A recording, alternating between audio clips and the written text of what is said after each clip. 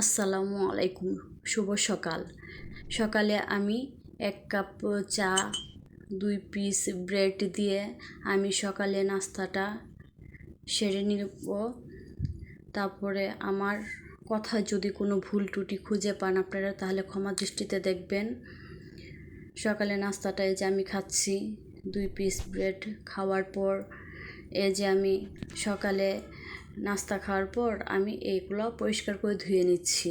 Cup পিরিচগুলো সুন্দর করে ধুয়ে তারপরে এগুলো জায়গার মতো গুছিয়ে রাখছি। এই কাপটা কাপের জায়গায় রাখলাম। তারপরে এই আমার রেখে পিরিচ, তারপরে এই সসপ্যানটা, চামিচ, এই সসপ্যানটা রেখে দিলাম। রাখার পর এখন আমি বাচ্চাদের স্কুলে যাব, বাচ্চার টিফিন নিয়ে, সেজন্য আমি নুডলসের পানি বসিয়ে দিয়েছি। তারপর আমার দুইটা বাচ্চা একই স্কুলে পড়ে। আমি 2 বাচ্চার জন্য 2টা নুডলস রান্না করছি। এই কোরিয়ান নুডলস রান্না করছি। এই নুডলসে আপনারা যারা খাইছেন অবশ্যই জানেন এই নুডলসটা অনেক ঝাল। এই নুডলসের মশলাটা অনেক ঝাল। সেজন্য এক্সট্রা কোনো কাঁচামরিচ দিইনি। একটু নুডলসের মশলা দিয়েই আমি রান্না করছি। একটু মশলা দিয়েছি পেঁয়াজে, তারপরে একটা ডিম ভেঙে দিলাম।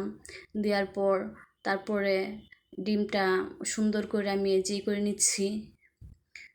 পরে নুডলস ঢেলে দিব, আর একটু মশলা দিব আমি। দেওয়ার পর পরে নুডলসটা দিব। এখন আমি নুডলসটা দিয়ে দিলাম। দেওয়ার পর পরে লাড়বো। নুডলস আর ডিম একসাথে মিশাবো। মিশানোর পর এই যে আমি আর একটু মশলা দিয়ে দিব। দেওয়ার পর আমি একটু করে এইভাবে মশলা দেই। আমার কাছে কেন জানি এইভাবেই ভালো লাগে, এইভাবে মশলা দিলে। একসাথে একবারে দেই না, টেস্টটা বুঝে একটু করে এইভাবে দেই। তারপরে একটু এই যে টমেটো সস দিলাম। দেওয়ার পর একটু নেড়ে নিলাম। হ্যাঁ, এইভাবে নেড়ে নেওয়ার পর তারপরে আমি এই যে একটু সয়া সস দিলাম। এই সয়া সস দেওয়ার পর একটু নেড়ে চেড়ে তারপর আমি বাচ্চা টিফিনে